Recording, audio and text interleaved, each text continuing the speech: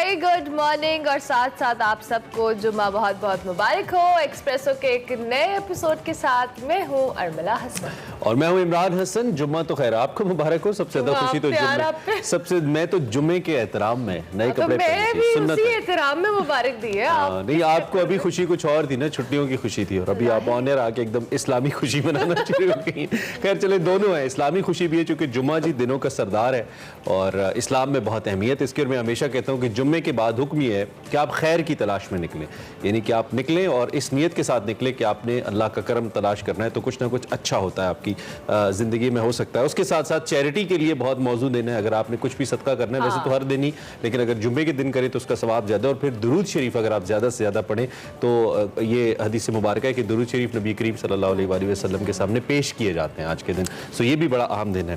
खैर उसके साथ साथ कोई दिन कराची जैसे शहरों के लिए अच्छा नहीं आता, कोई दिन अच्छा नहीं आता। और अभी रिसेंटली हम कराची की, कल भी हम बात करते कराची रेन की, और एक सर्वे भी आ गया और वो ये सर्वे कहता है कि कराची 173 बड़े मुमालिक के जो बड़े शहर हैं उनमें से 5वां बदतरीन शहर है रहने के लिए। और ये कराची के हवाले से इसलिए भी कहा जाता है क्योंकि यहाँ बेसिक फैसिलिटीज़ हैं या बेसिक जो नेसेसिटीज़ हैं लोगों की, उस एतबार से भी कहा जाए तो रहने के एतबार से ये रिपोर्ट आई है कि जी कराची बदतरीन 5 शहरों में आता है जहाँ पे रहना या जो आपकी जिंदगी है उसमें गुजारना एक बहुत ही वर्स्ट एक्सपीरियंस हो सकता है। में ये कहें कि दुनिया के जितने भी बड़े शहर हैं उनमें से सिर्फ 4 शहर ऐसे हैं जो कराची से भी बुरे हैं, अदरवाइज ये सबसे बुरा है। और ये इतनी अफसोसनाक खबर है। आप इस शहर का इंफ्रास्ट्रक्चर देखें, इस शहर की आबादी देखें, इस शहर का टैलेंट देखें। ऐसे ज़बरदस्त लोग इस शहर के अंदर हैं जो दुनिया भर के अंदर कमाल कर रहे हैं। कायद आज़म रहमतुल्लाह अलैह का शहर है, लेकिन उसके बावजूद आप देखिए इस शहर की इस वक्त इकोनॉमिस्ट इंटेलिजेंस यूनिट की ये रिपोर्ट है जिसके मुताबिक कराची को बदतरीन शहर करार दिया गया। We are really sorry Karachi वालों, लेकिन स्टिल इसमें हम कुछ नहीं कह सकते। ये रिपोर्ट और ये सर्वे आया है। और जो वियना ऑस्ट्रिया है उसको नंबर 1, कोपेनहेगन डेनमार्क को नंबर 2, जबकि ज्यूरिख स्विट्जरलैंड को नंबर 3, और कनाडा के कैलगरी और टोरंटो समेत इसमें 2 शहर शामिल हैं जिनको टॉप 10 बेहतरीन शहरों के अंदर शामिल रखा गया है। अमेरिका का कोई शहर इसमें नहीं है, ताहम इसमें नीदरलैंड्स का भी एक शहर एम्स्टरडैम शामिल है और उसके अलावा जिनेवा स्विट्जरलैंड भी इसके अंदर शामिल है। ये सारे यूरोपियन ममालिक हैं माशाल्लाह। और हम कहाँ पे स्टैंड करते हैं, अगर हम टॉप 50 में भी आ जाते तो हमें शायद दुख ना होता, लेकिन कराची जैसे बड़े शहर को ये देख के, तो वो जो कहते हैं कि जब बारिश आता है तो पानी आता है, ज़्यादा आता है तो ज़्यादा आता है, जब रेटिंग आता है तो रेटिंग गंदा आता है, और जब अक्सर आता है तो ज़्यादा गंदा आता है। इसको भी तो देख लीजिए कराची। चलें जनाब, इस हवाले से तो बात करते रहेंगे, साथ साथ कोविड की सूरत हाल भी कुछ इतनी अच्छी नज़र नहीं आ रही जी। कौमी इदारा सेहत के मुताबिक 24 घंटों के दौरान जो है 3941 केस टेस्ट किए गए, जबकि 309 पॉजिटिव केसेस हुए हैं। और कराची में जैसे हमने कल भी कहा था कि कोविड की रेशो 21.96% कुछ थी, और ये सिचुएशन अल्लाह ना करे कि ख़राब हो, तो बेहतर यही है कि आप लोग एहतियात करें। और जो कोविड के टेस्ट हैं, अभी जो हम आपको बता रहे हैं कि टेस्ट हुए इसमें से एग्जैक्टली ये नंबर आया। अब जितने ज़्यादा टेस्ट होंगे तो अनफॉर्चुनेटली नंबर भी इंक्रीज करता है। चलिए जनाब, आगे जाके भी इस पर बात करेंगे, लेकिन आगाज में आज यूजुअल हम आपको बताते हैं कि आज के शो में क्या है। तो देखते हैं आज की हेडलाइंस। IMF से कामयाब मुज़ाकरात और चीनी कर्ज की मंजूरी, मईशत पर गैर यकीनी के बादल छटने लगे। डॉलर एक ही दिन में 4 रुपए 70 पैसे सस्ता, सोने की कीमतों में भी कमी। स्टॉक मार्केट तेज हो गई, हुकूमत का एतमाद बढ़ गया। सियासत नहीं, रियासत बचाओ। अगर रियासत को कुछ हुआ तो सियासत भी नहीं बचेगी। वजीर आजम शहबाज शरीफ ने मुखालिफिन को बड़ा पैगाम दे दिया। पंजाब ज़िमनी इलेक्शन का बड़ा मार्का, सियासी जमातों ने वक्त से पहले सफबंदी शुरू कर दी। पाकिस्तान तहरीक इंसाफ ने पंजाब के हुकूमती इत्तेहाद को लोटे का निशान अलॉट करने का मुतालबा कर दिया। बदनाम अगर होंगे तो क्या नाम ना होगा। कराची रिहाइश के लिए दुनिया का 5वां बदतरीन शहर बन गया। इकोनॉमिस्ट इंटेलिजेंस यूनिट ने दुनिया भर में रिहाइश के काबिल 173 शहरों की फहरिस्त जारी की थी। Segment over a cup of coffee में हमना खालिद करवाएंगी मुलाकात। तवील अरसे तक पाकिस्तान भर की सुबह को जगमगाता बनाने वाली मॉर्निंग शो मेजबान कुरैतुलैन रिजवी से। हेडलाइंस आपने जानी, अभी आपको बताएंगे आज की बड़ी खबर।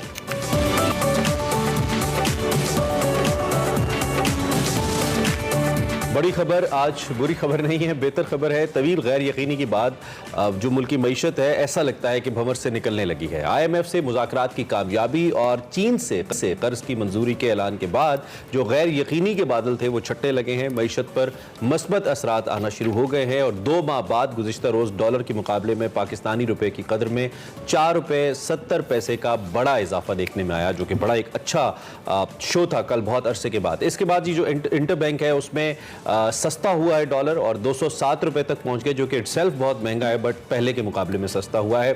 गोल्ड प्राइसेस में भी तारीखी कमी देखने में आई है। स्टॉक मार्केट में थोड़ा तेजी का रुझान हुआ है जो कि मुसलसल डिक्लाइन कर रही थी। इसके बावजूद वजीर आजम IMF से मुआहदे के मामले में अभी तक ऐसा लगता है कि क्लियर नहीं है। वो कहते हैं कि अगर IMF ने कोई नई शर्त ना लगाई तो मुआहदा जल्द तय पा जाएगा। उन्होंने खबरदार किया कि मुश्किलात अभी आनी है, जाती मफाद से हटना होगा, फैसले करना होंगे। मईशत में कुछ न कुछ तो बेहतरी के असरात नजर आ रहे हैं, लेकिन दिन ब दिन अवाम पर महंगाई का बोझ बढ़ता जा रहा है। गवर्नमेंट की जानिब से जो पेट्रोलियम प्राइसेस हैं, बिजली हैं और गैस है, इसकी कीमतें एक बार फिर एक बार फिर इसमें इजाफा होने जा रहा है। इस हवाले से इशारे तो दिए जा रहे हैं। एक तरफ तो हुकूमत ने मुश्किल फैसलों के बाद पाँव जमाना शुरू कर दी हैं, पुरएतमाद थोड़ी बहुत नजर आ रही है और अपनी मुद्दत पूरी करने के लिए पुराज़मी है, तो दूसरी तरफ साबिक वज़ीर आज़म इमरान खान ने हुकूमत और इदारों पर दबाव भी बढ़ाना शुरू कर दिया और वो अपने बयानिए को बैरूनी साजिश से अंदरूनी साजिश की तरफ मुंतकिल करने की कोशिश भी कर रहे हैं। उधर पंजाब में अगर बात की जाए तो 17 जुलाई को ज़मीनी इलेक्शन का बड़ा वारका होने जा रहा है, लेकिन अभी से तैयारियां शुरू हो गई हैं और सियासी जमातों से जो कहने सफ़बंदी भी उन्होंने शुरू कर दी है। मुल्की मईशत के हवाले से ये जो भी सिचुएशन है, उसके अलावा IMF की शराइत क्या है, इस हवाले से भी बात करते हैं। हमारे साथ सीनियर तज्ज़ियाकार अतर काज़मी मौजूद हैं। Thank you very much and a very good morning. ये जो हम IMF के मुआहदे के हवाले से बात कर रहे हैं, प्राइम मिनिस्टर तो खुद अभी तक क्लियर नहीं है। वो कहते हैं जी अगर IMF ने कोई नई शर्त ना लगाई तो इस हवाले से हमारे लिए जल्द मुआहदा तय पाने के चांसेस हैं। आपको क्या लगता है कि कोई नई फरमाइश आ सकती है? इतने कड़े फैसले हमने कर लिए हैं, महंगाई का बोझ भी डाल दिया है, ओवरऑल भी हमने बहुत मुश्किल फैसले किए हैं, तो इसके बाद अब कोई नई डू मोर का मुतालबा आ सकता है? देखिए, यकीनन इसका खदशा होगा। इसी वजह से प्राइम मिनिस्टर साहब ने भी इसका इजहार किया है। मसला ये है कि जब हम पैसे किसी से मांग रहे हैं तो वो उन्होंने अपनी मर्जी से देने हैं।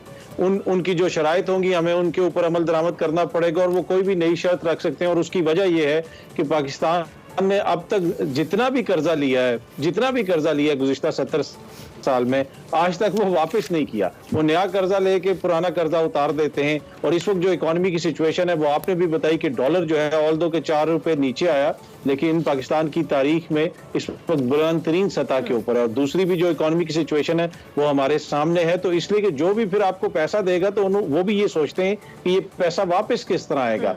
तो यकीनन वो कोई नई शर्त रख सकते हैं, लेकिन लगता ऐसे ही है कि बज़ाहिर हम एक डील की तरफ जा रहे हैं और ऐसा लग रहा है कि जल्द ये डील फाइनलाइज हो जाएगी। ठीक है अतर, चूंकि तहरीक इंसाफ बड़ी जमात है पाकिस्तान की, इससे पहले हुकूमत में भी थी और दूसरी जानिब ये सारी बड़ी जमातें हैं, इन सभी जमातों की तरफ से एक बात बार बार आ रही है कि आप सियासत को एक तरफ रखें, मईशत की बात करें, और बाकी सब जमातें तो ओबियसली हुकूमत में एक ही जमात है जो बाहर है और वो बड़ी जमात है, उसके बड़े स्टेक्स है पाकिस्तान के जमहूरी निज़ाम के अंदर।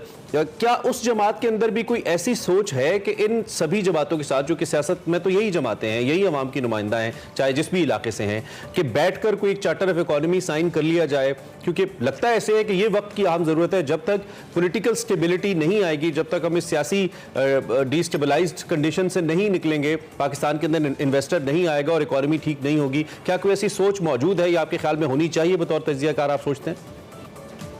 देखिए, जहां तक होनी चाहिए वो तो बात ठीक है आपकी कि दुनिया में कोई भी मुल्क हो, जब तक आप लोग मिलकर काम नहीं करेंगे तो प्रॉब्लम्स होंगी। लेकिन यहाँ पे जहां तक ये ताल्लुक है कि सोच ऐसी कोई भी नहीं है। उनकी क्या सोच है? उनकी सोच ये है कि फवाद चौधरी साहब ने कल ही इलेक्शन कमीशन को गालिबन एक खत भी लिखा और उसमें कहा कि ये जितनी जमातें हैं इनको एक मुश्तरका इलेक्शन का सिंबल लोटा अलॉट कर दिया जाए। तो उनकी सोच तो ये है, वो ये समझते हैं कि जितनी भी मुल्क में इस वक्त बुराइयां हैं उनकी जिम्मेदार ये जमातें हैं, और ये जमातें ये समझती हैं कि इस वक्त मुल्क में जितने भी मसाइल हैं, चाहे वो इकोनॉमी के मसाइल हैं, जो भी मसाइल हैं, प्राइम मिनिस्टर साहब ने फरमाया कि ये अंडर 12 टीम थी और सब कुछ तबाह करके चली गई। तो जो लोग सब कुछ तबाह करके चले गए उनको साथ मिला के आप क्या बेहतर करेंगे? और इसी तरह जो लोग ये कह रहे हैं कि सब तबाही के जिम्मेदार ये लोग हैं, वो इनके साथ मिलकर क्या काम करेंगे? तो मुझे नहीं लगता कि ये लोग आपस में मिलकर काम कर सकते। एक इस वक्त कौमी हुकूमत कायम है पाकिस्तान के अंदर, एक तरह की तमाम जमातें उसके अंदर शामिल हैं, तो इनके पास तो इसका हल होना चाहिए। हल तो होना चाहिए, बिल्कुल। जो हुकूमत में उस पर जिम्मेदारी तो बहरहाल है, इसमें कोई शक नहीं। अच्छा, कल खुर्रम मीर साहब जिनके बयान को इमरान खान साहब बार बार कोट करते हैं अपनी हुकूमत और रिजीम चेंज के मामले पे, कल उन्होंने एक बड़ी अच्छी बात की एक टीवी टॉक शो के अंदर, अच्छी एज इन के उन्होंने एक इन स्विंगर कराया। उन्होंने कहा कि जी अगर आप FATF का क्रेडिट इमरान खान हुकूमत को देते हैं कि जी FATF से पाकिस्तान उनकी कोशिशों से निकला, इमरान खान साहब अगर FATF को ऑन करते हैं तो फिर IMF के मुआहदे को भी ऑन करें, वो क्यों नहीं करते? आपके ख्याल में इमरान खान को IMF का मुआहदा भी ऑन करना चाहिए? देखिए उनके दौर में जो मुआहदा हुआ वो तो उनको ऑन करना चाहिए, ऑब्वियसली उन्होंने ही मुआहदा किया था वो, लेकिन ये हुकूमत कह रही थी कि वो मुआहदा हम सामने लेके आएंगे। और एक तरह से इनका बयानिया पिछले आप देख लें 2 महीने से यही है कि मुल्क के अंदर जितनी बुराइयां हैं वो उस मुआहदे की वजह से है, महंगाई है, अफराते ज़र है, सब कुछ जो है उस मुआहदे की वजह से है। तो अब ये वो मुआहदा सामने क्यों नहीं लेके आ रहे? पहले इनका जिस तरह बयानिया था कि वो अमरीकी खत कोई नहीं है, वो खत हम सामने लेके आएंगे, वो भी ये नहीं लेके आए, और अब ये मुआहदा भी सामने नहीं लेके आ रहे। तो मुआहदा सामने ले आए ना, जिसमें लिखा हुआ है कि पेट्रोल को 80 रुपए बढ़ाना है, तो वो अभी तक क्यों नहीं लेके आए मुआहदे को ये सामने? ठीक हो गया। अच्छा, दूसरी जानिब ऑब्वियसली अभी जो सिचुएशन है हमारे सामने, जिस तरह से भी इमरान खान साहब की बात कर रहे थे, अब उन्होंने हुकूमत पे ऑब्वियसली दबाव तो बढ़ाना शुरू किया है आहिस्ता आहिस्ता। पहले लॉन्ग मार्च का एक उन्होंने कहा, फिर एहतजाज की कॉल की, साथ साथ उन्होंने इदारों को भी बहुत ज़्यादा आप कह लें वाशगाफ अल्फाज में, खुले अल्फाज में टारगेट करना शुरू किया है, जिसपे बार बार बहुत सारे इदारे आकर इस हवाले से निगेट करते हैं कि जी हमें सियासत से दूर रखा जाए। लेकिन इमरान खान साहब की वजह से भी कह लें या उनके बयानी की वजह से भी, कल भी मैं अपने एनालिस्ट से सवाल करी थी कि सोशल मीडिया के ऊपर लोग बहुत खुले अल्फाज में आकर अब शख्सियात को, इदारों को टारगेट करने लगे हैं। क्या ये ट्रेंड इसको खत्म करने की जरूरत है? क्योंकि इदारों को नुकसान पहुंचाना, उनकी साख को नुकसान पहुंचाना एक तरह से मुल्की मफाद के अगेंस्ट है ये चीज। तो देखिए मैं 100% आपसे एग्री करता हूँ। अगर इदारे कमजोर हो, कोई भी हमारा इदारा हो, अदलिया हो, आपकी दिफाई इदारे हो, कोई भी इदारा कमजोर होगा तो उससे पाकिस्तान का नुकसान होगा। लेकिन जहां तक ये ताल्लुक है कि अब लोग इसके ऊपर बात करें, इसलिए कि ये बदलता, अब दुनिया बदल गई है। ये अब 90s, 80 और 90 की दिहाई नहीं कि खबर लगेगी तो आवाम को पता चलेगा, या फिर टीवी पे बैठ के सुबह हम बात करेंगे तो लोगों को पता चलेगा। अब हम भी सुबह उठ के सबसे पहले सोशल मीडिया देखते हैं और उधर से बहुत सारी खबरें आपको पता चलती हैं। अब जो न्यूज उसका फ्लो है, जो बयानिए का फ्लो है, ना वो रियासत के पास है ना वो सहाफत के पास है, अब ये अवाम कंट्रोल करती है। आप बैनुल अक़वामी मीडिया उठा के देख लें, उनके जो बुलेटिन हैं वो भी सोशल मीडिया से आने वाली खबरों से चल रहे होते हैं। तो ये एक बहुत बड़ी चेंज है और यही अब लोग देख रहे हैं। और वो जो न्यूज आपको मिलती है सोशल मीडिया से या फिर जो इंफॉर्मेशन मिलती है, समटाइम उसमें फेक न्यूज भी होती है, समटाइम उसमें इतनी रिलायबल चीजें नहीं होती, वहां पे लोगों को टारगेट भी किया जाता है। लेकिन ये नई दुनिया और इसी दुनिया में हमने रहना है। जहां तक इदारों की साख का ताल्लुक है, देखें इदारों का अपना जो किरदार है 70 साल में वो भी हमारे सामने है। एक देखें, एक आपकी फौज है 5 लाख के करीब जो आपका दिफा कर रही है, उसका सियासत से कोई ताल्लुक नहीं। दूसरी तरफ एक ग्रुप है जिसको एस्टेब्लिशमेंट कहते हैं, एस्टेब्लिशमेंट का एक किरदार रहा है, अदलिया के फैसलों में उसका जिक्र है, अदालतों का एक किरदार रहा है, वो भी हमारे सामने है। तो मेरे ख्याल में जब इदारे सियासत में मुलव्वस होते हैं तो फिर ये अनफॉर्चुनेट उसका, जिसे आप कह सकते हैं, आउटकम है कि फिर इदारों को लोग टारगेट भी करते हैं। तो बार बार इदारे अगर खुद आके इस बात की वजाहत करें कि हमारा इससे ताल्लुक नहीं है, हमें ना घसीटा जाए, हमें ना बीच में लाया जाए, उसके बावजूद किसी इतनी बड़ी सियासी शख्सियत के इस तरह के बयान देना दुरुस्त है? देखिए जिस तरह मैंने पहले भी कहा कि अनफॉर्चुनेट है, सियासत में इदारों को नहीं घसीटना चाहिए। लेकिन अगर आप हम अपनी तारीख देख लें कि जो ही मियां साहब की हुकूमत खत्म हुई थी, मियां साहब इदारों के ऊपर इल्जामात लगाते रहे। उसके साथ साथ ISI के जो सरबराह थे, सर्विंग सरबराह, उनके ऊपर इल्जामात लगाते रहे। उसके बाद किस किस्म के बयान आता है वो आपने देखे। अब जो ठीक है, अच्छा अतर अब थोड़ा सा सियासत टाइप ऑफ पॉलिटिक्स में भी बात कर लेते हैं, क्योंकि इमरान खान साहब ने पिछले दिनों में बहुत टेम्परेचर बढ़ाया और इस हद तक बढ़ाया कि हुकूमत ने उन पर मुकदमे कर दिए, उन्हें पेशावर में जाके रहना पड़ा, उनकी सारी लीडरशिप को जमानतें करवाना पड़ी। और दूसरी जानिब इमरान खान साहब ने एहतजाज की कॉल भी दी, एहतजाज कर भी दिया, फिर 6 दिन का टाइम लिया, लेकिन अब एक लंबी खामोशी है। अब रिसेंटली जो ये सेमिनार भी हुआ है रिजीम चेंज के ऊपर, इसमें भी इमरान खान साहब ने कोई इतना इलेक्शन का भी उस तरीके से जिक्र नहीं किया जैसे वो मुसलसल कर रहे थे, और एहतजाज की कॉल की भी बात नहीं की जो कि पेशावर या KP में हर जलसे में, हर गैदरिंग में वो करते आए हैं। तो क्या इमरान खान साहब अब रिलैक्स हो गए हैं? शहबाज शरीफ साहब के मुताबिक जैसे उन्होंने कहा कि 14 माह अभी हमारे हैं, तो 14 माह के लिए इमरान खान साहब अब रिलैक्स हो चुके हैं, या उससे पहले किसी सही वक्त का इंतजार कर रहे हैं, किसी सिग्नल का इंतजार कर रहे हैं? जी जी देखिए उनकी सोच इस वक्त जमात के अंदर सोच ये है कि जिस तरीके से महंगाई बढ़ी और उससे आम शख्स मुतासिर हो रहा है, तो जितना टाइम गुजरेगा, 1 महीना गुजरेगा, 2 महीने गुजरेंगे, अवाम ज्यादा मुतासिर होगी, तो फिर अवाम को बाहर निकालना आसान होगा और अवाम खुद ही हुकूमत के खिलाफ एक तरह से, जिस आप कहते हैं कि बदजन हो जाएगी। ये एक सोच है, लेकिन एहतजाज से वो बिल्कुल पीछे नहीं हटे। उनकी गुज़िश्ता रोज भी मेरी उनकी जमात के एक लीडर से बात हो रही थी और ये क्वेश्चन मैंने उनसे भी किया कि अब आपका क्या लाएअमल है, कि आप उस तरह कोई बड़ा लॉन्ग मार्च करेंगे। उन्होंने कहा लॉन्ग मार्च तो नहीं, लेकिन आप एहतजाज देखते रहेंगे और इस महीने के आखिर में दोबारा खान साहब कोई कॉल देंगे। अब हो सकता है कि जिस तरह उन्होंने लास्ट टाइम पे कॉल दी थी। अतर ये बड़ी एक दिलचस्प बात आपने की है, ये जो स्ट्रेटेजी आपने बताई, स्ट्रेटेजी तो अच्छी है कि अवाम बदजन हो जाएगी, खुद ही इतनी बदजन हो जाएगी कि फिर जरूरत नहीं पड़ेगी। अवाम 75 साल में तो बदजन नहीं हुई, सियासतदानों ने क्या, डिक्टेटर्स ने क्या, कुछ अच्छा तो किया नहीं अवाम के साथ। आपको भी पता है ये डॉलर कहाँ पे था, कहाँ पे पहुंचा, और हम मोड़ से गुजर रहे हैं मुसलसल, वो एक राउंड अबाउट बन गया, खत्म नहीं हो रहा। तो आपके ख्याल में अवाम बदजन होगी साफी, आप समझते हैं? हम तो भूल जाती है।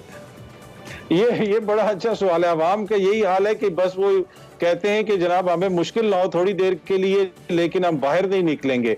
मसला ये है कि इससे पहले भी माजी में भी हमने देखा कि यहाँ पे बहुत कुछ होता रहा कि अभी भी 70 साल 75 साल हो गए मुल्क बने हुए। अवाम के पास ये भी हक नहीं है कि वो अपनी मर्जी से हुकूमत लें और अपनी मर्जी से उसको फारिग कर दें। और जितने भी अवाम के नुमाइंदे किसी भी जमात के अंदर हो, वो किसी भी जमात के अंदर हो, क्या वो रियली अवाम से रिलेट कर सकते हैं? जो कराची दुनिया का 5वां बदतरीन शहर है, आपने आज सुबह बताया, उस शहर के जो हुक्मरान है, क्या उनका लाइफ स्टाइल और आम इंसान का लाइफ स्टाइल एक जैसा? लेकिन फिर भी अवाम बैठे हुए, फिर भी अवाम उनको वोट देती है और मुंतखब करती है। Thank you very much Atar Kazmi.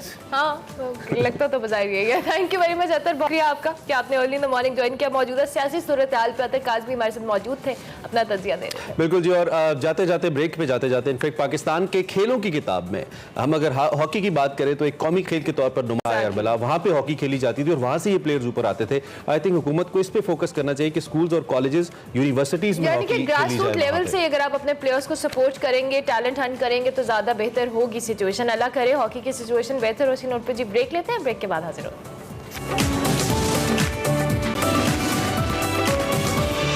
Welcome back to Expresso. अब बात करेंगे हम अपने सेगमेंट माइंड मैटर्स में कि जो जहनी दबाव है वो आपकी याददाश्त को कैसे मुतासर करता है। और इस हवाले से वकार अहमद मलिक और मेरी परवेज जो कि हमारे नफ्सियात है, दोनों इस हवाले से बात करें। So what you guys? Thank you. Stress and stress management, इसके बारे में हमने जितनी वीडियोस की हों, जितनी इसके बारे में बात की हो उतनी कम है। लेकिन स्ट्रेस का एक और एलिमेंट या एक और चीज़ जिसको वो अफेक्ट करता है वो है हमारी मेमोरी। स्ट्रेस चाहे वो लॉन्ग टर्म मेमोरी हो या वो शॉर्ट टर्म मेमोरी हो, उसके ऊपर उसके इफ़ेक्ट्स भी हैं और ये अब तहकीक भी साबित करती है। ये सिर्फ कोई ऐसी चीज़ नहीं है जो हम सिर्फ अपनी बातों में करें और हम कहें कि हाँ स्ट्रेस का हमारी मेमोरी के ऊपर, हमारी याददाश्त के ऊपर कोई असर होता है। तहकीक, रिसर्च, रीसेंट और पुरानी, ये दोनों चीज़ों को साबित करती है। वकार साहब, स्ट्रेस जो है हम बच्चों से लेकर आपने एडल्ट्स तक देखते हैं कि हमारी वर्किंग कैपेसिटी के अंदर या हमारी इवन एजुकेशनल कैपेसिटी के अंदर हमारी मेमोरी का एक बहुत बड़ा रोल है। अब आपकी मेमोरी को हम निगेट भी नहीं कर सकते, हम ऐसे भी नहीं कर सकते कि हम इसको इतनी इंपॉर्टेंस ना दें। स्ट्रेस का डायरेक्ट इम्पैक्ट है आपकी मेमोरी के ऊपर, इसके ऊपर प्लीज़ शेड सम लाइट।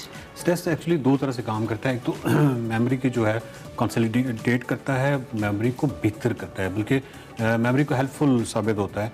अगर स्ट्रेस ना हो तो हम चीज़ों को शायद उस तरह याददाश्त ना हो और हम याद ना रख पाएँ।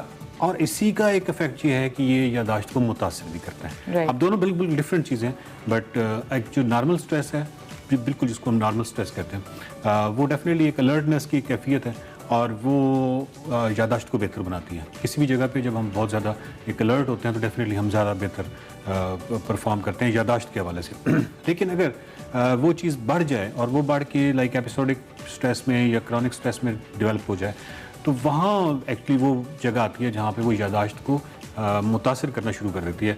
इसकी एक बहुत ही सादा सी मिसाल हम ये लेते हैं कि एक बच्चा है, उसने बहुत अच्छी तैयारी की है एग्ज़ाम के हवाले से और वो पूरी रात पढ़ता रहा है और वो सारा कुछ है, लेकिन जब वो पेपर देने बैठा है और जब उसके सामने क्वेश्चन आया है और उसका आंसर उसने एक रात पहले बाकायदा उसने तैयारी की हुई थी, लेकिन अब उसको कुछ याद नहीं आ रहा। तो ये एक एपिसोडिक स्ट्रेस की इसी बात से अगर हम इसको एक्सपैंड करें तो क्या ये हम कह सकते हैं कि ये सिर्फ थ्योरेटिकल इंफॉर्मेशन के लिए ऐसा होता है, या जैसे फॉर एग्जांपल मैथमेटिकल इक्वेशंस है जिसके लिए आप काफ़ी अरसा प्रैक्टिस करते हैं और फिर आप उसको जब सॉल्व कर रहे होते हैं तो क्या उस वक्त भी ये पॉसिबिलिटी है? देखिए पॉसिबिलिटी एग्जिस्ट करती है, बिल्कुल इसलिए करती है क्योंकि कॉर्टिकोस्टेरॉइड्स एक बेसिकली हार्मोन है और वो जैसे ही रिलीज़ होता है और अगर वो एबंडेंस में रिलीज़ होना शुरू हो जाए तो अमिगडाला जो है वो मुतासिर करता है प्रीफ्रंटल कॉर्टेक्स को। Right. तो प्रीफ्रंटल कॉर्टेक्स में जब भी फाइट एंड फ्लाइट रिस्पॉन्स पैदा होगा तो एक्चुअली वो इस तरह की जितनी भी इंफॉर्मेशन है, वो जो कुछ आपने याद किया हुआ है वो किसी और तरफ चला जाएगा। अब इसमें एक जो सबसे बारीक नुक्ता है वो ये है कि जितना ज़्यादा आप स्ट्रेस फील करेंगे उतना ज़्यादा वो हार्मोन पैदा होगा, जितना ज़्यादा वो हार्मोन पैदा होगा उतना ज़्यादा आप स्ट्रेस फील करेंगे। ये एक विशियस सर्कल है। और ये विशियस सर्कल किस तरह पैदा होता है कि एक्चुअली आपको पता है कि हम इंसान बड़े अजीबोगरीब हैं कि हम अवेयर हैं अपनी अवेयरनेस से। दैट्स फॉर कॉल मतलब we call human is human, क्योंकि वो अपनी अवेयरनेस की अवेयरनेस से मुतल्लिक है कि मैं अवेयर हूँ। बिल्कुल इसी तरीके से वो स्ट्रेस से भी अवेयर होता है कि मैं इस वक्त स्ट्रेसफुल या स्ट्रेस फील कर रहा हूँ। जैसे ही वो इससे अवेयर होता है तो अब ये विशेष सर्कल स्टार्ट हो जाता है कि वो मजीद स्ट्रेस में चला जाएगा। वो मजीद स्ट्रेस का मतलब है कि ज़्यादा हार्मोनल जो एक्टिविटी है कॉर्टिकोस्टेरॉइड्स की वो मजीद हो गई। जैसे ही वो मजीद होगी तो मजीद स्ट्रेस, और इसमें अब कोई चांस नहीं है कि वो आपको जो इन्फॉर्मेशन है, वो जो आपने चीज़ों को आपने सबक जो याद किया हुआ है अब वो वापस आ जाए उस वक्त, क्योंकि उस वक्त वो आप बिल्कुल अच्छा आपकी क्योंकि और स्पेशली फिर स्ट्रेस इसलिए पैदा होना शुरू हो जाता है ना कि एग्ज़ाम है, आपको पता है कि इसका आगे रिजल्ट आना है, इसका एक अलग स्ट्रेस है और वो उससे आप निकल नहीं पाएंगे। अब वो याद नहीं आएगा आपको, टेक्निकली आपको किसी सूरत याद नहीं आएगा अनटिल कि आप एक गहरा सांस लें। ये बड़ा मुश्किल काम है। राइट, आई थिंक यही एग्जैक्ट बात है कि इसीलिए हम कहते हैं स्ट्रेस मैनेजमेंट, कि आपको अगर स्ट्रेस है तो हम उससे बच नहीं सकते, क्योंकि स्ट्रेस तो जिंदगी में है। चाहे आप एक स्टूडेंट की लाइफ देख लें, चाहे आप एक अडल्ट प्रोफेशनल की लाइफ देख लें, या चाहे हम अपनी फैमिली लाइफ क्यों ना देख लें, हम उसकी मैनेजमेंट किस तरीके से करते हैं स्ट्रेस की, that is the key to it. Please proceed. Exactly, और ये होता ही है कि बेसिकली जब हम गहरा सांस की मैं बात करता हूँ तो ये लगता बहुत आसान है, लेकिन ये सबसे मुश्किल काम है जब भी आप पैनिक सूरत सिचुएशन में हो। बिल्कुल, पैनिक सिचुएशन में आप अपने आप को फ्रीज सब महसूस करते हैं, आप कहते हैं बस जो यानी ज्यादा सांस भी ना लूं, इतना फ्रीज होता है। उस सिचुएशन में अगर आपको कहा जाए कि गहरा सांस लो तो आप नहीं लेना चाह रहे, आप उसको उस सर्कल को तोड़ना नहीं चाह रहे। राइट। जबकि उस वक्त ये की चीज है, की इसलिए है बेसिकली ये उसके बिल्कुल अपोजिट इफेक्ट करता है प्रीफ्रंटल कॉर्टेक्स को, बिल्कुल अपोजिट इसलिए करता है कि अगर उसमें फाइट एंड फ्लाइट रिस्पॉन्स पैदा हो गया तो ये अपोजिट इस तरह करेगा, क्योंकि जब आप बहुत गहरा सांस लेंगे तो हमारी जो सांस की रफ्तार है पिछले 3, 4, 10 हज़ार साल से या 20-25 हज़ार साल से वो अनयूजुअल है, गैर मामूली है। Right. मतलब ये इतना रेट नहीं था हमारा, अब हम तेज़ सांस लेते हैं। एवोल्यूशन में हमने इतना तेज़ सांस नहीं लेते थे, मतलब बहुत जिस तरह जिसको कहते हैं ना कि इसके एज के साथ भी बड़ा एक गहरा ताल्लुक है कि जो स्पीशी जितना कम सांस लेती है वो एज में इतनी ज़्यादा है।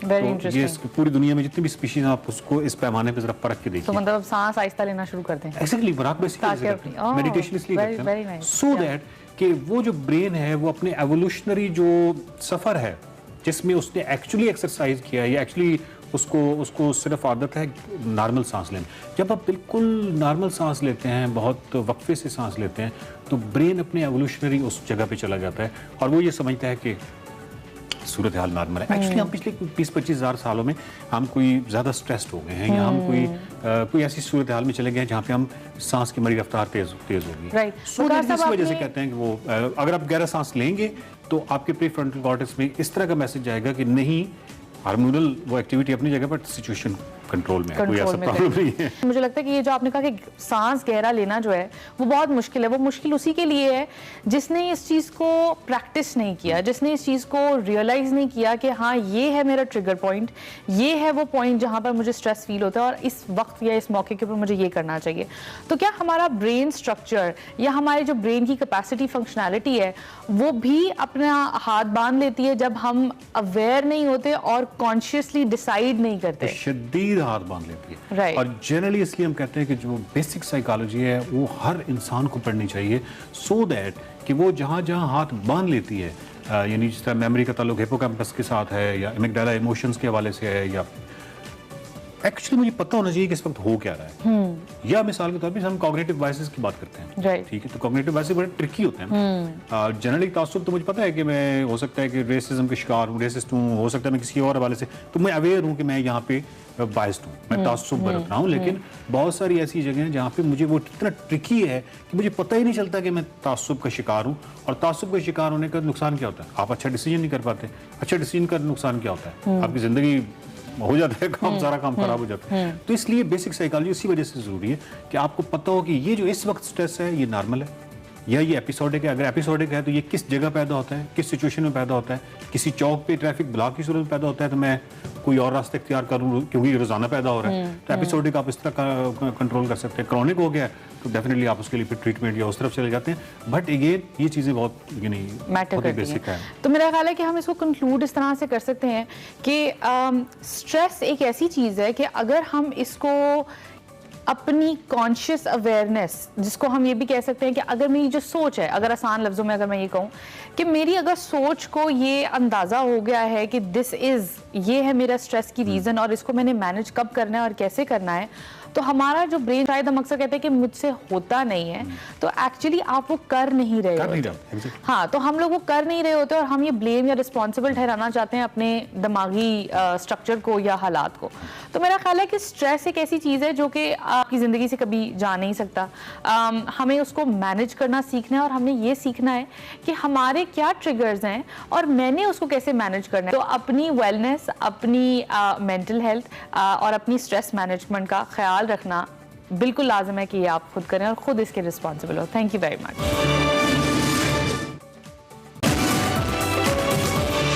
Welcome back to Expresso. Weekend आते हुए आपको और तो चीजों का इंतजार होता ही है, लेकिन एक चीज इसका इंतजार टीवी व्यूअर्स करते हैं, वो है टाइम आउट विद एहसान। और ये वो शो है जिसको मैं कहता हूँ टीवी से भी ज्यादा सोशल पे इसकी बड़ी धूम है जी। और खासतौर पे जो सवालात इसमें होते हैं, जो मेहमान इसमें आते हैं, उनका तो क्या ही कहना। और इस दफा हम आपकी मुलाकात करवाएंगे इसमें अमर खान और हारून शाहिद से और जानेंगे कि उनका एक्सपीरियंस क्या है in acting industry and showbiz. इसके एक टीजर भी हमारे पास मौजूद है। इस दफा हफ्ते की रात 9 बजे टाइम आउट विद एहसान में क्या होगा, देखते हैं इसका teaser.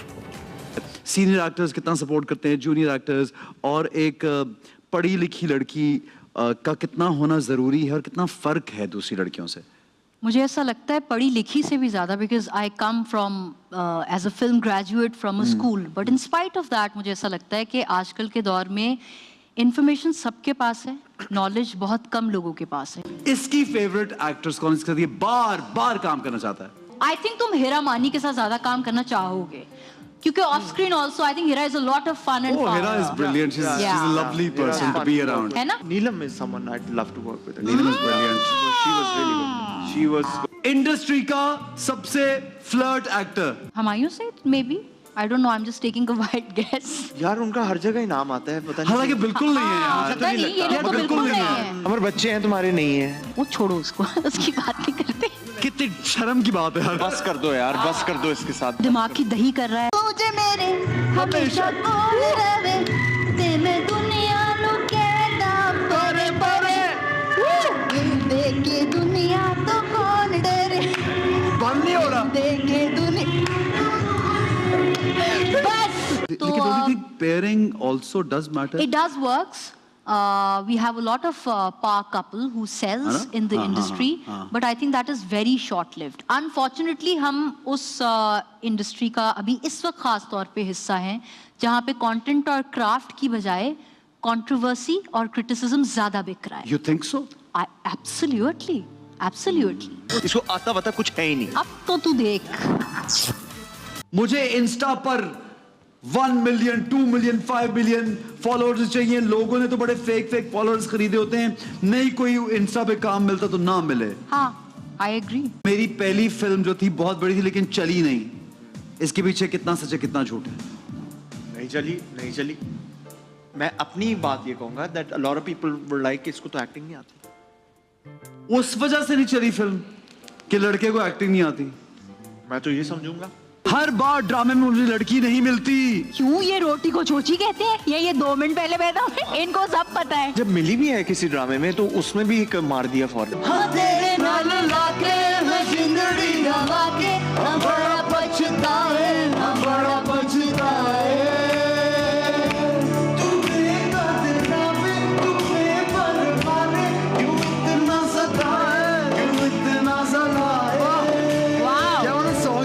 So this is one of the most happening entertainment shows. Time out with S, and don't forget to watch tomorrow Saturday 9 PM on your TV screens. Express Entertainment के ऊपर। जनाब, और एक और अच्छी खबर जो मैं बहुत खुशी से अनाउंस करने वाली हूँ, क्योंकि मिस मार्वल के हवाले से आपको पता है कि बहुत ज़्यादा खबरों में है, बहुत सारी रीजंस की वजह से, लेकिन ये so we wish him a very best of luck. Mohsin Naveed Ranjha और उनके कपड़े जो पहने हैं बहुत खूबसूरत कपड़े होते हैं, तो और खास तौर पे बड़ा इंस्पायरिंग उन लोगों के लिए जो अभी इस फील्ड के अंदर कदम रख रहे हैं, टू बी ड्रेस डिजाइनर, और जो कपड़े डिजाइनर, जो डिजाइनर्स बनना चाहते हैं लोग, उनके लिए बड़ी इंस्पिरेशनल स्टोरी है ये कि एक शख्स ग्रॉस रूट लेवल से उठता है and reaches to the top.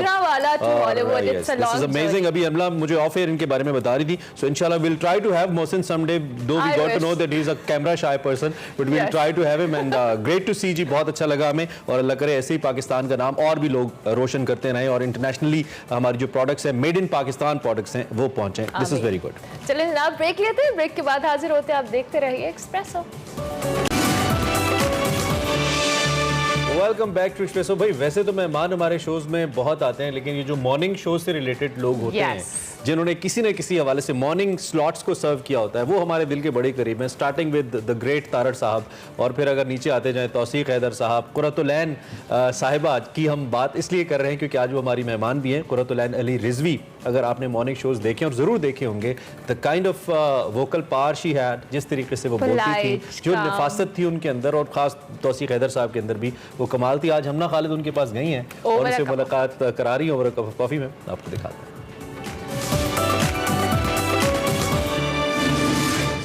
अस्सलाम वालेकुम। Over a cup of coffee में मैं हूँ आपकी होस्ट हमना खालिद, और आज मुझे खुद ओपनिंग देते हुए ना ऐसे फील हो रहा है कि ना थोड़ा मैं डर रही हूँ, कंफ्यूज हो रही हूँ। इसलिए नहीं हो रही क्योंकि मेरे सामने जो गेस्ट हैं वो पाकिस्तान की पहली फीमेल होस्ट हैं, मॉर्निंग शो होस्ट। तो मैं उन्हें ये कहती हूँ, मैंने कहा मैं ओपनिंग अगर ठीक दे रही हूँ तो मुझे बताना, अगर कमी तो मुझे ऑफ एयर ज़रूर बताना। आप लोगों ने गेस कर ली, क्योंकि उनका जो निक नेम है उनसे वो बहुत ज़्यादा फेमस है। और मैं बात करें कुरतुलैन की, जो कि एनी के नाम से हमारी नेशनल टीवी की पहली जो है फीमेल मॉर्निंग शो होस्ट थी। अस्सलाम वालेकुम। वालेकुम अस्सलाम। कैसी हैं आप? बिल्कुल ठीक, आई एम फाइन, और मुझे बहुत अच्छा लग रहा है आपके शो में आके। Thank you so much. सबसे पहले मैं पूछती हूँ कि आपसे कि उस टाइम पे, यानी जब नेशनल टीवी था, इतने प्राइवेट चैनल्स नहीं थे, तो इजी टू अप्रोच नहीं होता था। एक उस टाइम पे फीमेल एंकर चूज की जा रही है होस्ट, तो किस तरह से आपने अपने आप को मनवाया? बस मैं कोई ख़ास तौर पे इसके लिए नहीं गई थी ना कि भाई मैंने जाके कोई देना है, ऑडिशंस देने हैं या क्या, ना ही ये कोई पब्लिक था कि वहाँ पे उनको ज़रूरत है। मैं बेसिकली रेडियो पाकिस्तान पे काम करती थी एज ए न्यूज़ रीडर, और मुझे न्यूज़ रीडिंग का ही शौक़ था। मैं न्यूज़ रीडिंग का ही ऑडिशन देने के लिए पीटीवी गई थी, इंग्लिश न्यूज़ रीडिंग का, और वहाँ पे जब मैंने ऑडिशन दिया वो एक्सेप्ट हुआ। लेकिन वही बात है आप वाली कि नेशनल टीवी था और इतनी कम अपॉर्चुनिटीज़ होती थी। एक अंग्रेज़ी का बुलेटिन होता था, अब वो कितने लोग रखते, 2 या 3 लोग ऑलरेडी थी, और बड़ी नामी गिरामी लाइक शाइस्ता ज़ैद की तरह के लोग मौजूद थे वहाँ। तो उन्होंने कहा कि जी योर ऑडिशन इज़ फाइन, लेकिन जब कोई यहाँ से अगर छोड़ेगा या हमारे पास कोई वेकेंट जगह होगी तो हम आपको रखेंगे। समहाउ वो ऑडिशन ऊपर देखा गया, they were looking for a female host. तो उन्होंने जब वो ऑडिशन देखा तो उन्होंने कहा कि हम इसको क्यों ना ट्राई करें। बस वो क्लिक हो गया। तो अगर मैं पूछूं आपकी मॉर्निंग शो के कॉन्सेप्ट और तब के, तो आप किसको, क्या लगता है आपको कि क्या बेहतर था? देखिए बेसिक तो ऑफ कोर्स हमने रख दिया था कि जैसे शुरू होगी, फिर कोई सेहत की एक्सरसाइज की बात होगी, कोई डॉक्टर आ जाएंगे, कोई बच्चों का सेगमेंट होगा, लेडीज़ के हवाले से बात होगी, सीनियर सिटीजन्स, हमारे इस तरह से ना कुछ एरियाज डिफाइंड थे कि उस टाइम पे यानी कौन लोग हैं कि जो वो ट्रांसमिशन देखेंगे।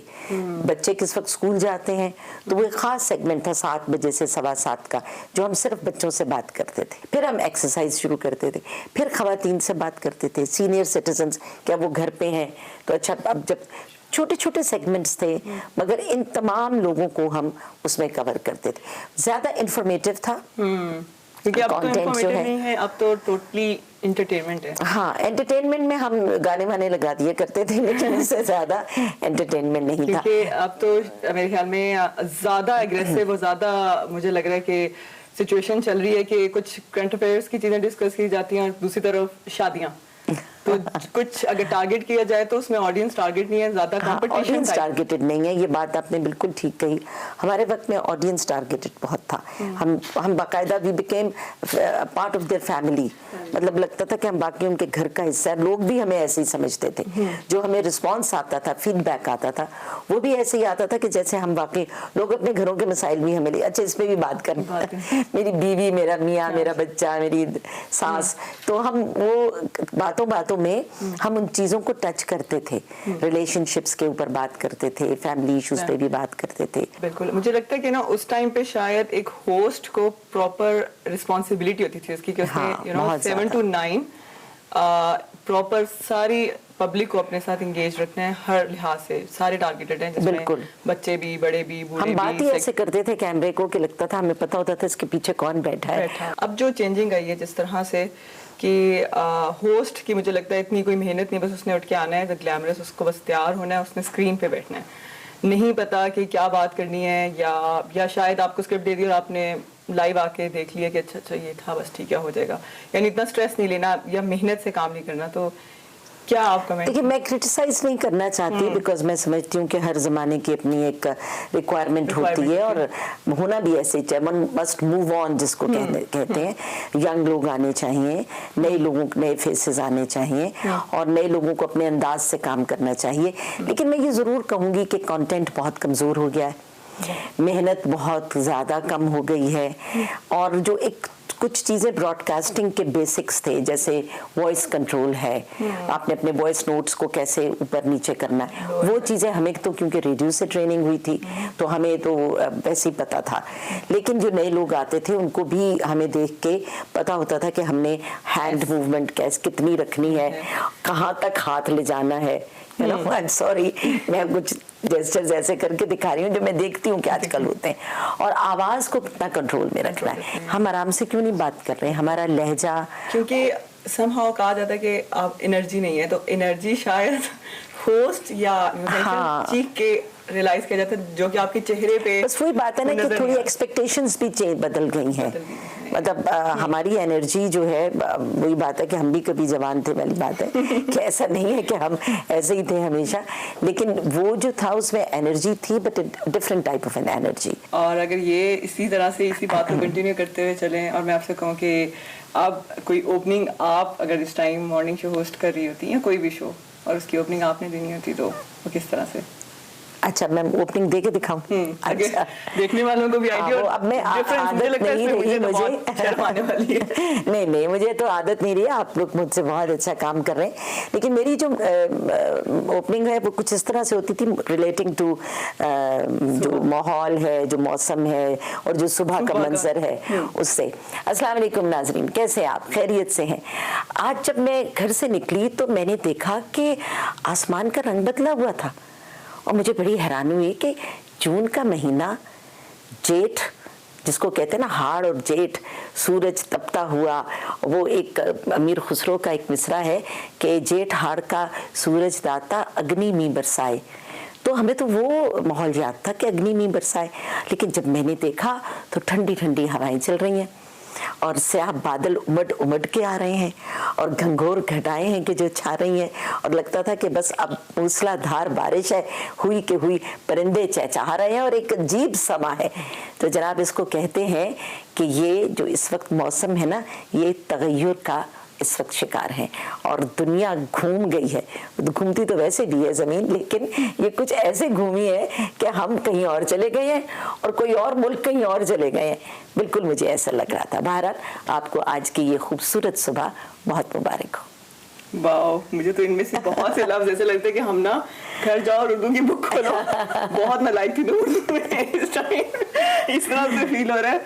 और ये भी फील हो रहा है कि काश उस टाइम मैं आपका लाइव शो देख सकती हूँ और बहुत कुछ मैं सीख सकती हूँ और मुझे उस time. That's very nice of you, आपका बहुत शुक्रिया आपकी हम्बलनेस से। नहीं, मेरे लिए बहुत ऑनर की बात है और मैं बहुत एक्साइटेड थी। सारे रास्ते में कहती कि मुझे कोई ओपनिंग सोचनी पड़ेगी उनको इम्प्रेस करने के लिए, तो मेरा प्रोड्यूसर कहता हम ना रिलैक्स जो हो वही लो, तुम इतनी अच्छी नहीं बन। और यही सबसे अच्छी अप्रोच है कि आप जैसे हैं नेचुरल रहें, क्योंकि जितना हम जो कर रहे थे वो हमारी ट्रेनिंग ऐसे हुई थी ना।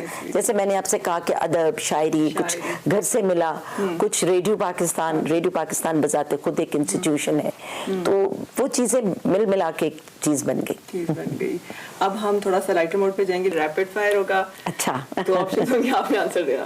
अच्छा ठीक है। क्या अभी आप सुबह जल्दी उठती हैं? अभी भी आदत है वही वाली 5:30 बजे उठ के और अपनी रूटीन में, या बिल्कुल उससे भी जल्दी उठने की। और सबसे पहले सुबह उठती हैं तो क्या काम करती हैं? नमाज। अच्छा, और इनमें से 2 ऑप्शंस हैं, कौन से नाश्ते में आपको चीज़ पसंद है, ब्रेड या पराठा? ब्रेड। ब्रेड। आपकी पसंदीदा मूवी लास्ट वन जो आपने देखी हो, फेवरेट मूवी? बहुत अरसा हो गया शायद, या कोई ऐसी मूवी जो फॉरएवर आपकी फॉरएवर फेवरेट? पाकिस्तानी, इंडियन, कोई भी। हाँ, मुझे शाहरुख खान पसंद है, तो उसकी लास्ट मूवी कोई होगी जो मैंने देखी। शाहरुख खान तो एक आपकी फैमिली में भी है इसलिए भी पसंद है। अच्छा, पाकिस्तानी एक्टर्स में आपके कौन से फेवरेट एक्टर? मैं तो वही पुराने ज़माने के बताऊंगी। पहले के ज़मानों में नदीम मुझे मेरे बड़े फेवरेट हुआ करते थे। और अभी जो है वो मेरा ख्याल है शान इज अ गुड एक्टर। हाँ, लेकिन वो थोड़ा कम स्क्रीन, हाँ कम आते हैं, लेकिन क्लासिक स्टाइल है उनका। हाँ, क्लासिक स्टाइल है। अगर ये जो मॉर्निंग शो की शादी, अगर अब आपको चांस मिले तो क्या आप ये वाला ट्रेंड फॉलो करें? बिल्कुल भी नहीं। जो सोशल मीडिया का एक ज़माना आ गया कि अब तो सोशल मीडिया होस्ट बहुत ज़्यादा हैं, ऐप्स बहुत आ गई हैं, तो बहुत से एक्टर्स भी बन चुके हैं, बहुत से होस्ट घर बैठे बैठे बन गए, तो वो टाइम सही था या जो एक चैनल, नेशनल चैनल का? देखिए, नेशनल चैनल तो नहीं मैं कहूँगी, चैनल्स तो ज़्यादा होने चाहिए, कंपटीशन है, लेकिन मुझे ये सोशल मीडिया वाला जो है ना, ये पसंद नहीं है। चलिए, अगर किसी सियासतदान को अपने घर में खाने पे बुलाना हो तो किसे बुलाएंगी? इमरान खान, शहबाज शरीफ या मौलाना फजल रहमान? इमरान खान। इमरान खान। आपके पास अगर एक लाइफ जैकेट है तो आपने किसी को बचाना हो तो किस मॉर्निंग शो होस्ट को बचाएंगी? मौजूदा में से? मौजूदा में से तौसीक हैदर। ये तो आपने बहुत सेफ किया। खाने में आपको क्या पसंद है, भिंडी या शलजम? भिंडी। चले, लास्ट वन, कोई ऐसा फनी इंसिडेंट हुआ आपके साथ मॉर्निंग शो में, या कभी लाइव आप फंबल कर गई हो या लाइंस उल्टी हुई, कभी ऐसा हुआ? हाँ, देखिए लाइव ट्रांसमिशन में तो ऊंच नीच होती रहती है, लेकिन एक आध दफ़ा ज़रूर ऐसा हुआ। एक दफ़ा तो ये था कि इतनी सुबह होती थी ना, अब हमारे ये कैमरामैन भाई खड़े में हैं, इनसे रिलेटेड ये जोक है कि हमारे जो कैमरामैन थे वो शायद बेचारे रात को सोए नहीं थे, तो वो सो गए कैमरे के पीछे। अब वो जब सो गए तो थोड़ी देर के बाद उनके खुराटे भी शुरू हो गए वहाँ पर सोते सोते। तो मुझे, अब मैं लाइव में वो इंटरव्यू कर रही थी और कोई स्पोर्ट्समैन थे जो आए हुए थे, बॉक्सिंग गोल्ड मेडल लिया था हमारे एक बॉक्सर ने, कराची से ताल्लुक था उनका, ओलंपिक्स में, तो वो मैं उनका इंटरव्यू कर रही थी। अब मैं तो इतना डिस्टर्ब होना शुरू हो गई कि वो सो गए, और सो के तो उसके बाद उन्होंने खुराटे भी लेने शुरू कर दिए। तो मुझे लिटरली लाइव में ये कहना पड़ा, जो भी उनका भला सा नाम था, चौधरी साहब या क्या, तो मुझे कहना पड़ा उनसे कि चौधरी साहब बस ठीक है। जब मैंने कहा तो वो चौंके, तो उन्होंने कहा ओह जी, तो वो मतलब it was all going on air, लेकिन उसको हमने कुछ कवर कर कर आके और फिर उसको आगे चलाया। तो इस तरह के कई इंसिडेंट्स होते थे मॉर्निंग में। तो चलिए, थैंक यू सो मच, बहुत अच्छा लग रहा है। मैं तो दिल नहीं करा कि मैं इनको कहूँ कि जी वाइंड अप ना करें और बंद करें, हम इसी तरह कोई 1 घंटा और बहुत सी। That's very kind of you, बहुत थैंक यू शुक्रिया। सो मच, मेरे लिए बहुत ही ऑनर की बात है कि आपने टाइम दिया और मुझे सिखाया। और बहुत से देखने वाले जितने भी यंगस्टर्स हैं जो कि सोच रहे हैं कि यार होस्ट बनना बहुत इजी है, तो ये आज मुझे रियलाइज़ हो रहा था लाइव आने से पहले कि मुझे बहुत पढ़ के और मेहनत करके जाना पड़ेगा, जो कि मैं करती हूँ, लेकिन आज कुछ स्पेशल था। थैंक यू सो मच, बहुत शुक्रिया आपका। और ये था आज का over a cup of coffee. Next time फिर मिलेंगे, तब तक के लिए अल्लाह हाफिज़।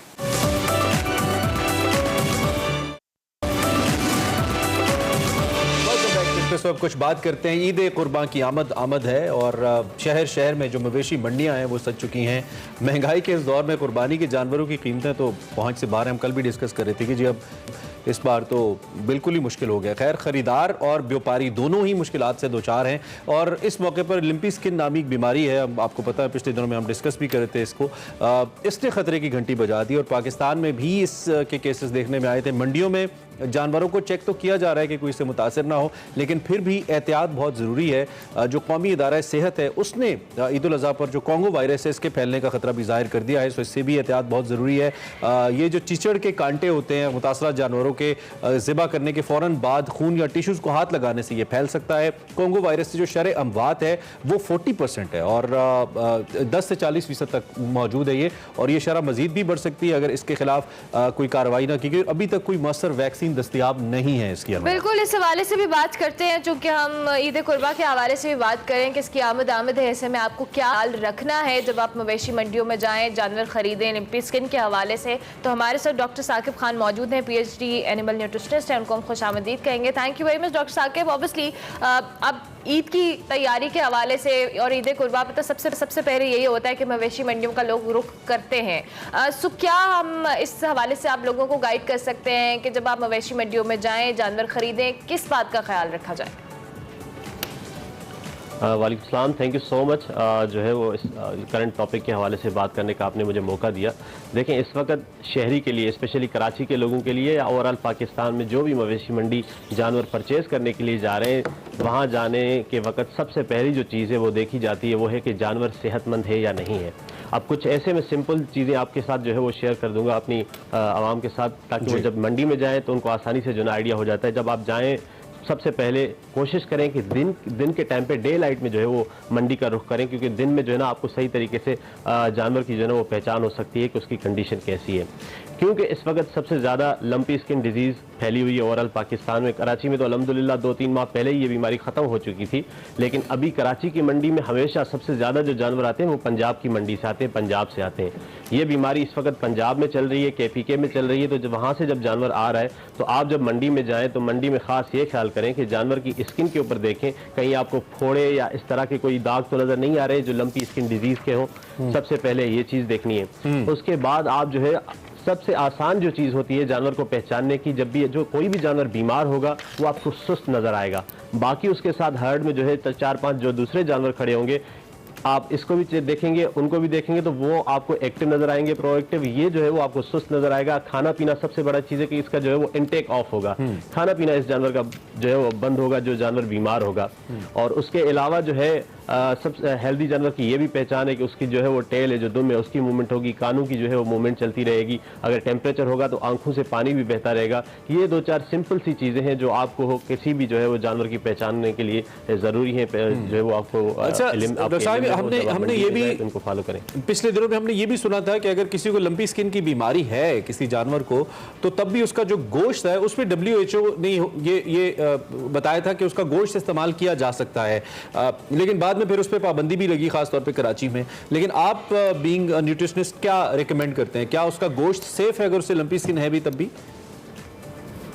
सर, मैं आपकी बात से टोटली मुत्तफिक हूँ। मैं तकरीबन 3 महीने पहले जब एक्सप्रेसो में आया था तब भी ये बात की थी कि WHO और सबसे बड़े जितने भी इदारे हैं ओवरऑल दुनिया के अंदर, क्योंकि ये बीमारी 1928 से चल रही है, तो आज तक पूरी दुनिया में इस बीमारी की वजह से, इस वबा की वजह से एक भी सिंगल भी केस कहीं पर रिपोर्ट नहीं हुआ कि इसके गोश्त फैलने की, इसके गोश्त खाने की वजह से इंसानों में ये बीमारी मुंतकिल हुई हो।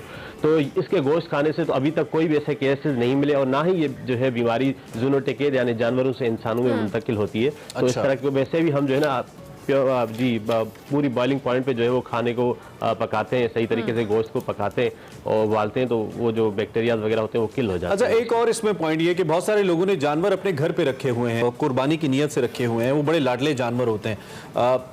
अगर उस किसी जानवर में ये बीमारी आ जाती है तो यूजुअली इस्लामी नुक्ता निगाह से, आई डोंट नो आपको इस हवाले से इल्म है या नहीं, अगर है तो ज़रूर हमें बताइए कि क्या इस्लामी नुक्ता निगाह से ऐसा तो नहीं है कि वो एक बीमार जानवर कंसिडर होगा और बीमार जानवर की कुर्बानी नहीं होती, ऐसा कुछ होगा? देखिए सर, पहली बात यह है कि जो भी बंदा जाएगा मंडी से जानवर परचेज करने के लिए, उसकी पहली अवलीन तरजीह होगी कि सेहतमंद और हेल्दी जानवर परचेज करके आऊँ। जब वो एनिमल परचेज करके कुर्बानी की नीयत से अपने घर पे लाता है, तो उसके बाद अगर उसमें कोई इस तरह की बीमारी आ जाती है, सिम्टम्स आ जाते हैं, तो बाकी तो जो है वो इसके हवाले से मुझे इतना ज़्यादा आइडिया नहीं, लेकिन थोड़ी सी पॉइंट ये ऐड करूँगा कि उसकी कुर्बानी जायज़ हो जाएगी।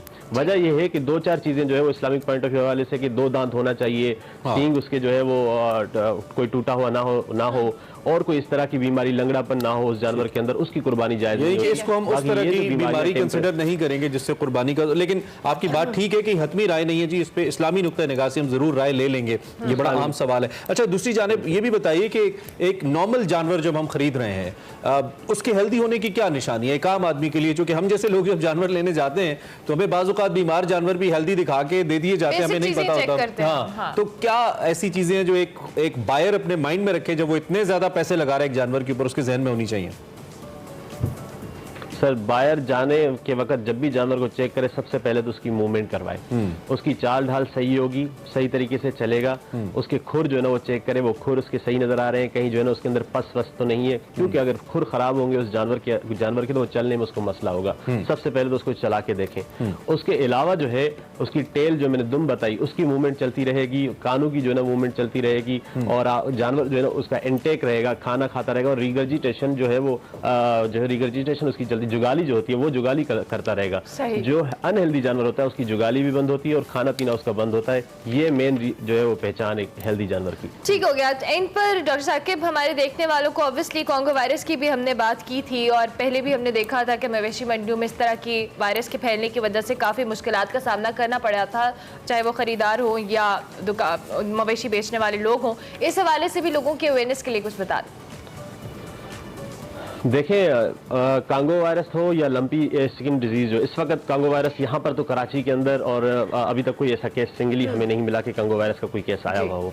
लंपी स्किन डिजीज के हवाले से पहले भी यही है, और WHO की रिपोर्ट्स भी अवेलेबल हैं कि इस जानवर का गोश्त जो है वो आप खा सकते हैं। तो आप मंडी जाएं, विजिट करें और जानवर परचेज करें। बीइंग अ मुस्लिम, क्योंकि ये एक कुर्बानी, इसमें हम पीछे नहीं हट सकते इस डिजीज की वजह से। जो डिजीज WHO ने भी डिक्लेयर की हुई है कि इसका गोश्त जो है वो इंसानों में कोई बीमारी का जरिया नहीं बनता। दूसरा, आपके तवस्सुल से, आपके चैनल के तवस्सुल से महकमा लाइफस्टॉक और गवर्नमेंट ऑफ सिंध को मैं आखिरी मैसेज देना चाहूंगा। मैंने पहले भी ये कहा था कि आप अगर कोविड की तरह सर्टिफिकेट नहीं दे रहे जानवरों को, कम से कम घोटकी या कश्मीर के जो वार्डर्स हैं जहां से पंजाब से जानवर इफेक्टेड आ रहे हैं, एटलीस्ट आप वहां पे इनकी रोकथाम करें ताकि जो इफेक्टेड जानवर है वो यहाँ पर फिल्टर हो सके। कोई भी पंजाब की मंडी से, जी सर, देखिए कोई भी मंडी पंजाब की वहां से जानवर लाएगा, 90 से 1 लाख रुपए उसका किराया है इस वक्त जो फ्यूल की प्राइसेस हैं। तो कोई भी नहीं चाहेगा जब वहां से पंजाब से इतना किराया पे करके आ रहा है, तो अगर उसको सोराब गोट में आप एंट्री नहीं दे रहे तो कराची की दूसरी स्पोर्ट्स नहीं है वहां जाके ये सेल आउट करना शुरू कर देगा। बड़ा इंपॉर्टेंट पॉइंट है, 15 की कम से कम आप इसको चेक एंड बैलेंस थोड़ा सा रखें। और अच्छा है जी, हम भी इस प्लेटफॉर्म से ये गवर्नमेंट्स को करना चाहते हैं कि आपने अगर अभी तक कोई चेक एंड बैलेंस नहीं रखा है इसके ऊपर, खास तौर पे जो पंजाब से सिंध या सिंध से पंजाब जानवर जा रहे हैं, तो इस पे जरूर रखें ताकि बाकी जानवर मुतासिर ना हो। और Saqib, thank you very much for being with us. एक चीज हमने इनसे नहीं पूछी कि कीमतें कैसे कम कराएं इतने महंगे जानवरों, ये आप भी कोई भी नहीं बता सकता ना, बहुत ज्यादा है भाई, बहुत ज्यादा है। अली सुनने में आ रहा है, और बहुत सारे लोग तो परेशान ही हो गए कि अब कुर्बानी कैसे करें, क्योंकि उनकी खुद कुर्बानी हो रही है इस दफा ईद के ऊपर, इतनी ज्यादा कीमतें। खैर, अल्लाह करे बेहतर, इस पर बात करते रहेंगे। हमने ब्रेक लेनी है, ब्रेक के बाद जब आएंगे तो थोड़ा सा म्यूजिकल सेशन करेंगे। ब्रेक के बाद आप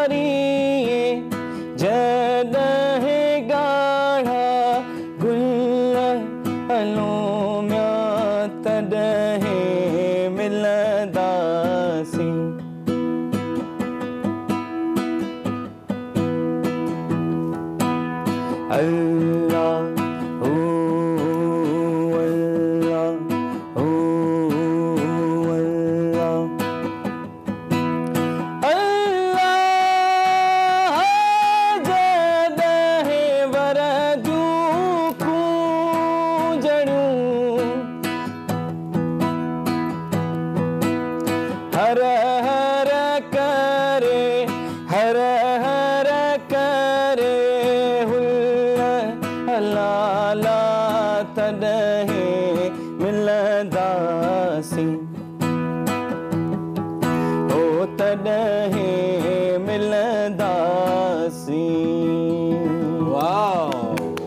ग्रेट। ज़ीशान साले हमारे साथ मौजूद हैं और आवाज़ का तारुफ हमने पहले आपसे कराया। उसकी वजह ये है कि पहले तो गाते थे, सोशल मीडिया पे भी नजर आते थे, लेकिन अब I think it's been 2 years गायब है ये, लेकिन हम इनको दोबारा मंजर पे ले आए हैं। और ही इज़ फ्रॉम सिंध, और सिंध की धरती का जो अंग और रंग है वो भी इनकी आवाज़ में हमें नजर आता है। So beautiful track Zeeshan, and welcome to Expresso. Thank you so much. कैसे हैं आप? ठीक ठाक हैं? I am really great. Lahore कैसे ट्रीट कर रहा है आपको? Lahore has always treated me well. अच्छा। Thank you so much for inviting. Thank you so much Ishaan. सबसे पहले तो हम आपको ये पूछना चाहेंगे कि आप गायब क्यों थे और आप इतने अरसे बाद क्यों दोबारा सेन हुए, ये बताएं। Music, I think Imran himself is an artist. So you know, you cannot snatch art in somebody. So ये जो टाइम था, उसके बाद कोविड आ गया in 2020, but before that I was studying. I was completing my education and getting into some service or some sort of thing. So as soon as things got done, तो अब दोबारा से music को pursue करने वाले हैं। Lovely. अच्छा, ये जो फोक म्यूजिक है, खास तौर पे शाह भिटाई रहमतुल्लाह अलैह की सरजमीन का, और ये इसके अंदर तो बड़ी अट्रैक्शन है, बड़ी अटैचमेंट है इसके अंदर जब हम सुनते हैं। तो आप क्या शुरू से इसको सुन के फोक म्यूजिक को जो सिंध का है उसको गाना शुरू किया, या अब आके डेवलप हो रहा है अंदर कि इसको ज्यादा गाना चाहिए? Because how are you singing this all the time? The thing is, it's about being purity, the message of love, and Shah Abdul Latif Bhittai is all about it. और रही बात भिटाई को समझने की, मैं ये नहीं कह रहा कि सब नहीं समझ सकते। Being Sindhi, we have this attribute of understanding Sindhi. तो हम उस चीज़ को समझ सकते हैं, and it's all about खुदाई, connection with the God, spreading love, humanity, yes. Being human in the times of adversity, जो आजकल है, so the message of Shah Abdul Latif Bhittai is more relevant now. तो इसलिए तो ये करना ज़्यादा अच्छा है। तो ज़ीशान ये बताएं कि इसी तरह का सूफियाना म्यूजिक आपका जॉनरा है, या आप दीगर अपनी आवाज़ को दीगर जॉनरास पे भी टेस्ट करते रहते हैं? The point is कि जैसे मैंने start की singing, so I was more into Sufi rock, and because I liked being loud when it comes to crowd, message देना. But now I'm just switching my taste as well, the music taste. जो मैंने गाने बनाए वो बड़े कुछ funky से हैं, एक गज़ल बनाई है. So it's amalgamation of different. There are lots of funky songs by the way. उसमें fun element बहुत ज़्यादा है. कुछ तो ऐसे हैं कि टीवी पे गाए भी नहीं जा सकते, इतने funky हैं. इमरान और उसके lyricist मैं हूँ. अच्छा खैर. I can imagine. मुतनाज़े हो जाएगा. खैर, कोई अपना सॉन्ग, कोई अच्छा ऐसा जो आपको खुद बहुत पसंद है या आप अपने तौर पे गाते हो जब अकेले होते हो? यार मैंने जो कॉम्पोजिशंस बनाई उनमें से एक छोटी सी है कि दुनिया चेंज हो रही है, जो चीज़ें हुआ करती थी आजकल वो नहीं होती, जैसे कि सच्चाई, प्यार.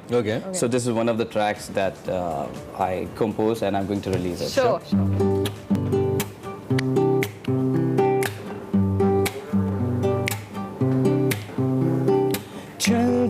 चल नए तौर के नए तोग हैं,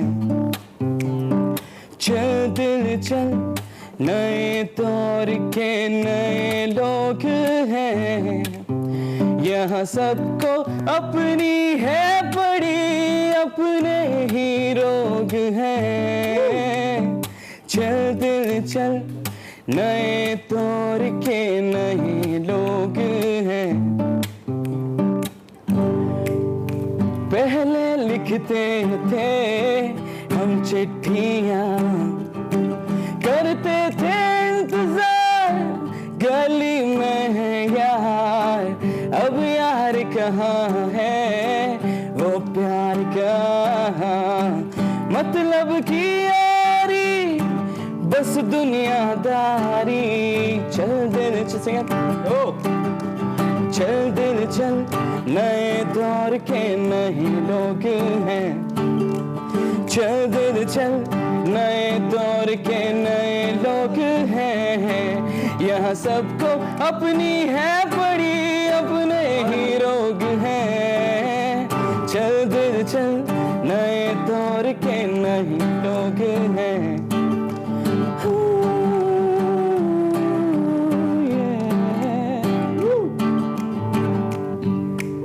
रिलीज हो तो पूरा सुन लीजिएगा. और ये तो बड़ा सच्चा गाना है भाई, सबको अपनी बड़ी दौर में सबनू अपनी अपनी पई है. खैर दैट्स अमेजिंग. क्या प्लान्स है आगे म्यूजिक को लेकर? I just want to be the man of having portfolios. ये भी करना है, ये भी करना है, and you know कि ज़िंदगी बड़ी छोटी है, तो अगर म्यूजिक आ ही गया तो we'll pursue it, and I have a lot of things in my pipeline जो कि मुझे रिलीज वैसे कितना मुश्किल है अपनी प्रोफेशनल लाइफ में साथ म्यूजिक को लेकर चलना, पैशन को साथ परस्यू करना? यार आई थिंक अगर आपकी बॉस या आपका बॉस अच्छा है, so you can do anything. Like आपका बॉस अच्छा? She's very nice. You're one of the luckiest. Alhamdulillah. She's my friend too. Achha. And she's my boss, so she understands how to make things right. Thank you very much for being here. एक गाना और सुने? बिल्कुल and पे हम सुनते हैं। 2 minute से हमारे पास। अच्छा ठीक है। If you can accompany me then. हाँ sure. आप कुछ हमें और सुनाइए, हम आपके साथ हैं। Then that should be again Sindhi. Okay. Because I promised my friends to sing Sindhi in Lahore. Done. So that's done. We'd love to hear that. Yeah. So that's for everybody who loves me or who comes from my family, relatives and my friends. Zabardast.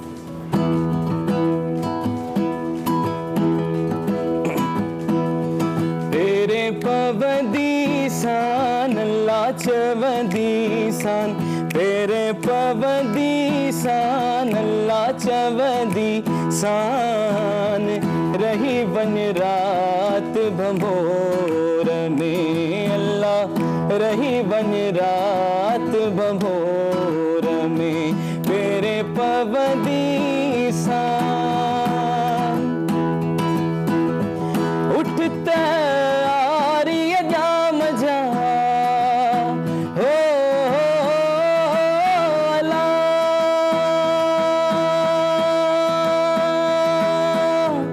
उठता आ रही है जाम जहाँ और ये जाम जहाँ पुनहल जाम जहाँ और ये जाम जहाँ पुनहल जाम जहाँ ओ वाग वठदी सान ला चवदी सान रही बन रात भंबोर में अल्लाह रही बन रात भंबोर में तेरे पवदी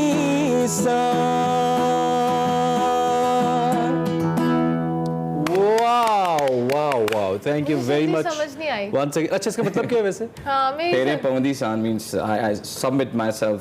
Don't go. यार क्या बात है, बहुत स्वीट और beautiful. Thank you very much once again for being here और उम्मीद है कि दोबारा आपसे जरूर मुलाकात होगी। And wish you good luck for your future. Thank you so much and once again I'm very thankful for having me here. Thank you so much for coming. Thank you very much ji. This is Zeeshan, आप सुन रहे थे और I hope कि आपको अच्छा लगा और खासतौर पे जो सिंधी टच आ गया ना, ये बहुत ही जबरदस्त आ गया। और जो भी मुझे समझ नहीं आ रही थी बट आई लाइक। हाँ, और यही तो फोक म्यूजिक का कमाल है कि दुनिया में कहीं का भी फोक म्यूजिक हो, वो समझ ना भी आए लेकिन वो आपको खींचता जरूर है अपनी तरफ। सो सिंध तो खैर वैसे ही सबसे पुरानी धरती है।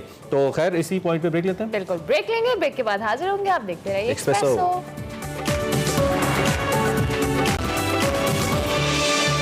मौले नु मौलाना मारे तो मौला नहीं मरता, मैं वैसे नहीं कह सकता ऐसे। सुल्तान राही साहब की हम बात कर रहे हैं। ये डायलॉग तो ऐसा है भाई, जब तक पाकिस्तान की फिल्म इंडस्ट्री रहेगी, इनफैक्ट पंजाब की फिल्म इंडस्ट्री रहेगी, तो ये डायलॉग अपनी जगह पे रहेगा। आज हम अदाकार सुल्तान राही साहब को याद कर रहे हैं। उनकी 84वीं सालगिरह मनाई जा रही है। सुल्तान राही साहब 24 जून 1938 को भारतीय रियासत उत्तर प्रदेश में पैदा हुए और अपने करियर का आगाज 1955 में स्टेज ड्रामों से किया और एक अनफॉर्चुनेट वाक़े के अंदर 9 जनवरी 1996 को गुजरावाले के करीब उन्हें फायरिंग करके कत्ल कर दिया गया और उनका कत्ल आज भी एक मुहिम्मा है जो कि हल नहीं हुआ। पाकिस्तान फिल्म इंडस्ट्री का सबसे बड़ा नाम सुल्तान राही साहब, आज हम उन्हें याद करें और बहुत नेक आदमी थे, बड़े नेक सीरत इंसान थे, ये भी उनके बारे में मशहूर है। अल्लाह उन्हें ग़रीक़ रहमत। आमीन। अभी हम आपसे इजाजत लेंगे, अब हमारी आपसे मुलाकात होगी मंडे को, लेकिन कल से कहें ना, और परसों हमारा बेस्ट ऑफ चलेगा। मंडे को मिलेंगे, तब तक के लिए अल्लाह हाफ़िज़।